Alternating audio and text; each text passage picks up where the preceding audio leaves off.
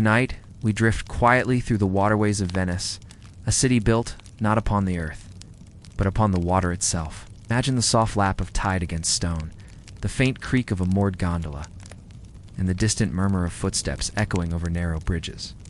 The air is cool and faintly salted, touched with the scent of seaweed and wood. A lantern sways gently above a doorway, and its light glimmers on the surface of the canal, rippling softly like liquid gold. For centuries, Venice was both a city and a vessel, floating between worlds, its people moving not by road, but by water. Life here followed its own rhythm, set by tides and trade winds, by the coming and going of ships from distant shores. Beneath the quiet surface, there was always motion, oars dipping, ropes coiling. Market voices carried faintly through the mist. Settle in, and let the story unfold at its own slow pace, like a boat drifting through the narrow canals at dusk, guided only by the sound of water. Morning in Venice begins with sound. Not the clamor of hooves or wheels, but the soft slap of oars, the calling of boatmen greeting one another across the mist. A gondolier leans into his stroke, pushing his slender boat through a canal so narrow that sunlight can barely reach the water. The buildings lean toward one another overhead, their plaster walls peeling, their balconies heavy with flowers and laundry. He hums a low tune as he moves. For centuries, gondoliers were more than boatmen. They were guides, storytellers, and observers of life. Their job was to know every twist of every canal, every shortcut through the floating maze. They carried noblemen to secret meetings, merchants to their counting houses, and families to church on quiet Sundays. Their gondolas, black lacquered and curved like swans, were built with care, balanced perfectly to glide through even the narrowest waterways. Alongside them, other boats filled the canals with the rhythm of work. Barges piled with vegetables from the mainland moved slowly through the morning haze. Fishmongers called out from their boats, their voices echoing against the stone. The air carried the mingled scent of salt, oil, and fruit. Even now, in the quieter corners of the city, you can still find traces of those floating markets where trade was done, not in stalls, but from hull to hull. Venetian merchants worked by both water and clock. Before dawn, they counted goods unloaded from distant ports, spices from the Levant, wool from England, glassware from Murano. Every street beside a canal had its rhythm, ropes being hauled, shutters opening, papers signed in the flicker of lamplight. In a city where land was scarce, water was everything: transport, marketplace, meeting ground. But life beside the canals was not all trade and toil. There were quiet moments, too. Child feeding crumbs to pigeons beside the water steps. The reflection of an open window glimmering on the surface below. The sound of church bells ringing across the lagoon, their tones mingling with the murmur of waves. And yet beneath this calm, there was constant work to keep the city alive. Every day, carpenters mended boats, plasterers repaired walls, softened by damp, and cleaners cleared debris from the canals. The city's foundations, wooden piles driven deep into mud centuries ago, depended on steady maintenance. Without that care, the rhythm of Venice would have slowed, then stopped. Even the tides shaped life here. When the moon was full, and the wind from the south, the lagoon would rise. Water crept quietly over thresholds and under doors. People stepped onto planks laid across flooded squares. The Venetians took it calmly, an inconvenience, but a familiar one, as natural as rain. The city had always lived with the sea, and always would. As evening drew near, lanterns were lit along the canals, their warm glow reflected on the rippling water. Gondoliers tied up their boats for the night, brushing salt from the paint. Merchants tallied their earnings by candlelight, and in the stillness that followed, you could hear the city breathe softly, as if it too were alive. The water that carried work by day now carried reflections of starlight. And somewhere, far off, a single oar dipped again, slow and steady, marking time against the silence. In a quiet corner of Venice, far from the bustle of the Rialto and the clang of shipyards, there once lived a man who mapped the world without ever leaving his island. His name was Fray Moro, a Camaldolese monk who, in the mid-15th century, created one of the most extraordinary maps of the medieval world. Imagine his cell on the island of San Michele. Cool stone walls, faint scent of candle wax and parchment, the steady scratching of a quill. Through a small window, the lagoon gleamed silver in the daylight, glassy in the evening calm. From there, Fra Mauro charted continents and oceans, drawing not from personal travel, but from the stories and records of those who came through Venice's ports. In his time, Venice was a crossroads of the world. Merchants, sailors, and pilgrims brought tales of distant lands, of kingdoms beyond the deserts, of islands where spices grew wild, of ships that had rounded Africa's unknown coasts. Fra Mauro listened, compared, questioned, and drew. His map, finished around 1450, was a vast circular vision of the earth, detailed, beautiful, and remarkably accurate for its age. It showed not only places, but ideas. Notes written in careful Latin explained routes, customs, and beliefs. Rivers wound through parchment like veins of ink. Mountains rose in soft, shaded ridges. And at the center of it all, there was no Europe first view. Fra Mauro placed the South at the top, a quiet defiance of older conventions. To him, knowledge was not about pride, but about understanding. Each day followed a calm rhythm. After prayers, he would return to his work table, setting his compass to parchment. Assistants brought ink, rulers, and pieces of vellum, some so thin that they trembled with the slightest breath. Fra Mauro would trace, then pause, consulting travelers, comparing notes with Venetian sailors, studying older maps from Arabia, from Persia, from the classical world. His cell might have been silent, but his mind spanned continents. He thought of rivers in Africa, the trade winds over India, the frozen north beyond known seas. All of it connected, he believed, by routes of water and commerce, not unlike the canals of Venice themselves. There is something soothing about his devotion. Night after night, he worked by the light of oil lamps, his careful hand turning geography into poetry. When the map was finished, it was vast, more than 2 meters across, and destined for the King of Portugal. Its surface shimmered with gold and blue like sunlight caught on the sea.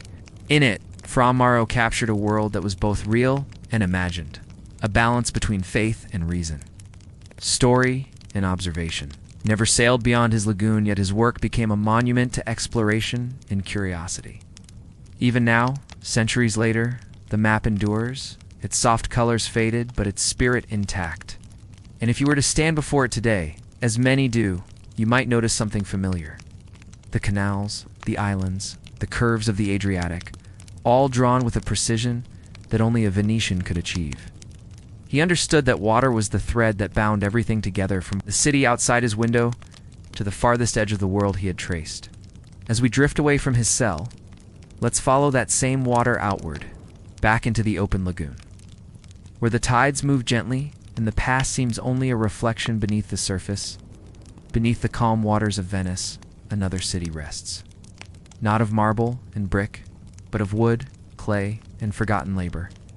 Archaeologists say that below the lagoon's silt lie the remnants of workshops, wharves, and storehouses, structures built when the city was young and later abandoned as the water rose or the ground sank. Imagine descending into that soft green light, where columns vanish into murky stillness and ancient timbers lean half-buried in sand. Their carpenters once built gondolas, coopers shaped barrels, and blacksmiths worked metal that would soon vanish into rust. These were the working places of the Venetian Republic, busy, vital, and long since surrendered to the tides. Every so often, a low tide reveals traces, fragments of pottery, anchors, even entire foundations still bound by rope and nails. Divers describe quiet scenes below, not ruin, but stillness. The lagoon preserves what the air would destroy. In the absence of oxygen, wood remains whole, encased in centuries of silt. Some discoveries come from pure accident. Dredging project uncovers part of a sunken dock. A collapsed wall reveals a centuries-old drainage channel. Each piece offers a glimpse into how Venetians shaped their environment, building over marshes, layering new stone atop the old, adapting again and again to the patient persistence of water. One mystery, often whispered among scholars, lies in the forgotten canals, the routes that were filled in over time. Beneath modern streets, narrow watercourses once ran, feeding smaller trade routes through the city's interior. Some say that faint hollows still mark their paths like veins beneath the skin. Beneath the lagoon, too, are lost workshops from Murano, the island famous for glassmaking. Fires forbidden in the crowded city burned safely there. The glassmakers' furnaces glowed red through the night, their reflections shimmering over the dark water. When some workshops fell or flooded, their tools and shards sank quietly, preserved below the silt. Divers have found fragments of colored glass, still bright after hundreds of years, blues and golds that catch the light like trapped sunlight. Each shard, once a fragment of a goblet or window pane, tells of craft and beauty hidden beneath the waves. Venice was always half above water, half beneath it. The line between the two blurred with each tide. And perhaps that is why its mysteries feel so dreamlike, because in this city, what disappears is never truly gone. It simply drifts downward into silence. As we rise again to the surface, the air feels lighter, the faint hum of a passing boat, the echo of a bell from across the lagoon, reminders that life above continues, even as the past sleeps quietly below. The Grand Canal. The waters reflect marble and light. Palaces rise in layers of white and gold, their facades carved with arches and lions.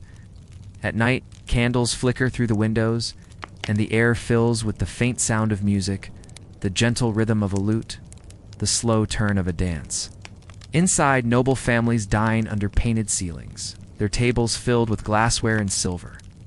Servants move silently across tiled floors, their reflections caught in polished surfaces. To live here was to float above the world, to be carried by wealth and name as effortlessly as a gondola upon calm water. Yet only a few streets or canals away, the world changed. Fishermen mended nets by lamplight. Laundry hung between houses, dripping over the canal.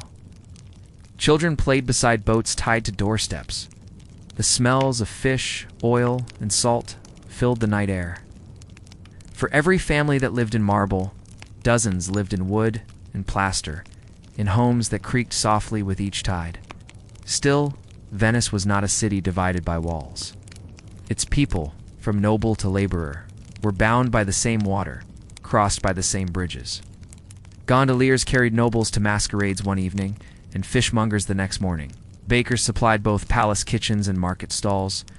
Even the humblest resident might catch a glimpse of a duke's procession, or hear the echo of a concert drifting down the canal. There was in this way a shared rhythm, the city breathing as one organism. The nobles built their wealth upon trade. The traders depended upon the workers who moved the goods. Every oar, every market, every toll of a bell contributed to the life of the republic. By day, laborers bent to their tasks, hauling goods, polishing stone, cleaning boats. By night, lanterns burned in both palace and alleyway alike, their flames trembling against the same sea breeze. It is easy to imagine a gondolier, pausing at the end of his night's work, glancing toward the glowing windows of a palace.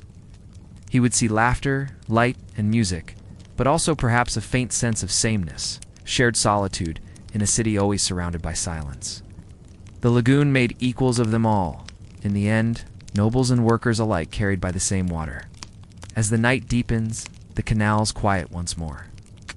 The tide slips softly through narrow channels, brushing the steps of old buildings. Lamps flicker low, and the sound of the city fades into a single, gentle rhythm, the hush of water against stone. Venice has always been a city of echoes. Earth steps over bridges, oars dipping into darkness, bells tolling across the lagoon. Each sound fades, but none is truly gone. They linger in the air, like the scent of salt and candle smoke. You can almost imagine yourself there now, standing at the edge of a quiet canal, watching ripples stretch toward the moonlight. The buildings around you seem timeless, their colors softened by age. The water glows faintly beneath the stars. Centuries have passed since gondoliers rode beneath Fromero's window, since merchants traded spices at dawn, since nobles dined in candlelight, yet the rhythm remains. Venice endures, as it always has, floating gently between past and present, dream and waking. And as your thoughts drift, you might feel that same stillness settling over you, calm, slow and certain, like the water that carries the city through the night.